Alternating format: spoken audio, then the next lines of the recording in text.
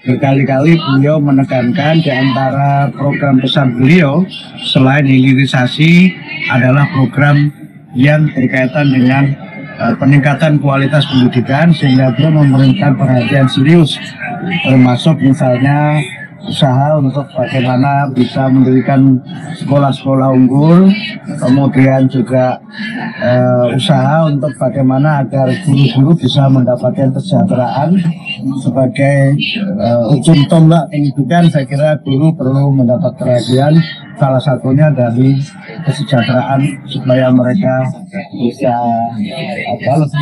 lebih baik lagi di dalam pengembangan proses. Dengan kesejahteraan guru tadi Pak, untuk guru honorer apakah ada concern? Jadi skema yang sekarang kita ajukan untuk 2025 itu untuk guru yang sudah berstatus ASN, ya, terutama yang sudah tersertifikasi, baik guru MS maupun guru D3K dan juga guru-guru honorer.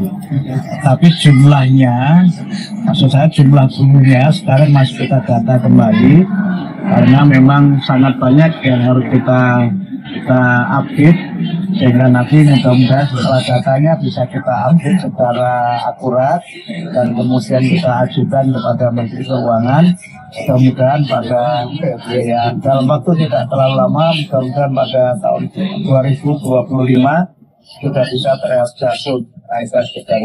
Pak, tim Pak Prabowo sempat berjanji mau ngasih tambahan gaji guru 2 juta per bulan, itu gimana Pak realisasinya? Itu yang tadi termasuk yang sedang kita hitung. Itu sedang kita hitung karena nanti nominalnya tidak sama. Nominalnya tidak sama sehingga kita harus hitung betul.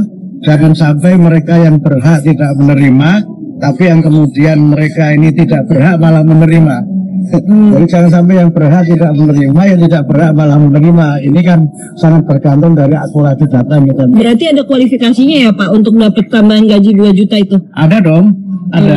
Kalau nggak ada rebutan nanti dari pemerintah, dan tentu harus dikoordinasikan dengan Kementerian Keuangan dan juga dengan instansi-instansi terkait yang lainnya. Dan itu juga harus tentu saja melalui pemetaan dan pengkajian yang serius kan, karena guru ini kan kategorinya ada yang memang guru yang sudah ASN, yang dia adalah PNS, ada juga ASN yang P3K, dan juga ada mereka guru-guru honorer, baik yang mengajar di sekolah-sekolah negeri maupun yang mengajar di sekolah swasta.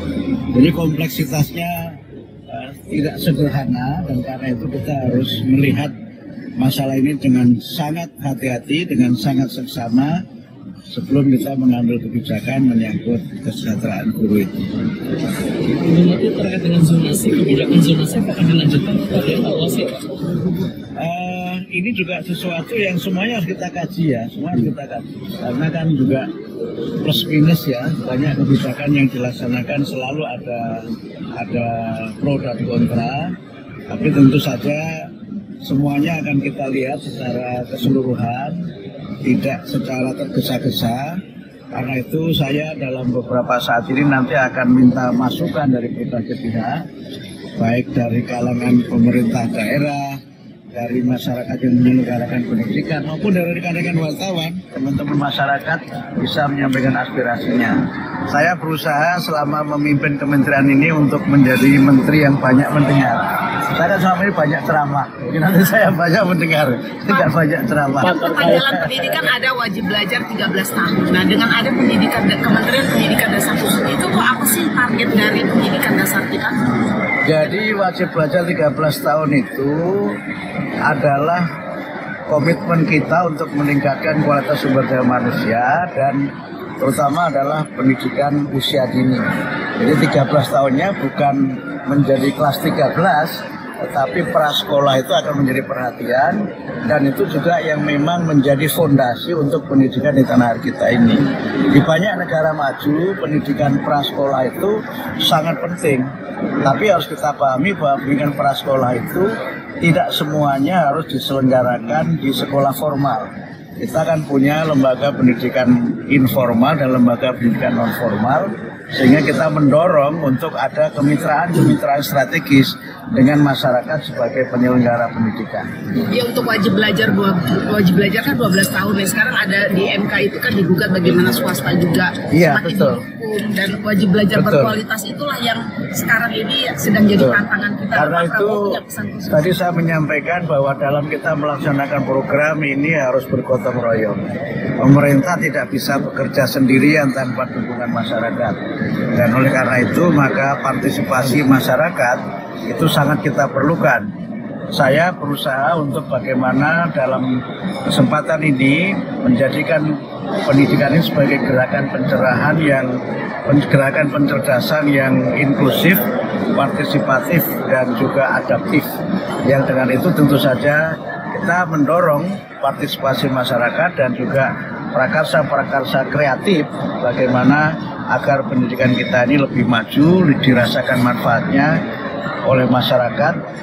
Dan satu hal yang saya kira menjadi komitmen kita juga menuntaskan kesempatan belajar sehingga mereka yang selama ini tidak bisa melanjutkan pendidikan bisa karena tempat tinggalnya, bisa karena keadaannya, bisa keadaan fisiknya, bisa juga karena faktor-faktor lain.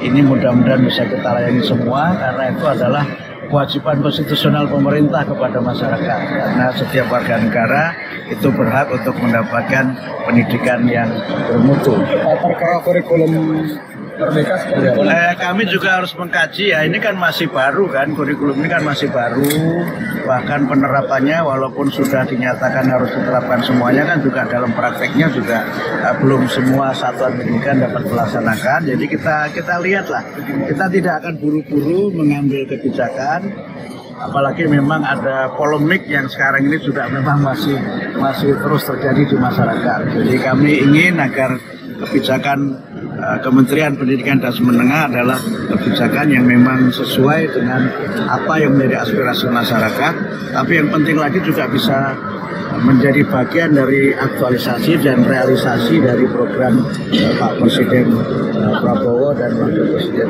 Prof. Sama juga. Jadi soal ujian nasional, soal zonasi, kurikulum merdeka, apalagi ya yang sekarang masih menjadi perdebatan, nanti kita lihat semuanya secara sangat seksama dan kami akan sangat berhati-hati. Saya belum sampai pada keputusan itu. Intinya kami ingin mendengar dulu. Kami ingin mendengar dari internal, juga ingin mendengar dari para pakar, juga dari masyarakat sebagai penyelenggara pendidikan dan juga masyarakat sebagai pengguna jasa layanan pendidikan. Ada yang diprioritaskan untuk dievaluasi dalam waktu dekat nggak? Belum. Kita harus mengkaji dulu karena kan ini sudah di akhir tahun anggaran ya. Tapi kita mencoba melihat quick win yang menjadi garis besar dari pemerintahan Pak Prabowo itu yang nanti akan kita prioritaskan. Jadi kami follow on apa yang menjadi kebijakan dari Presiden.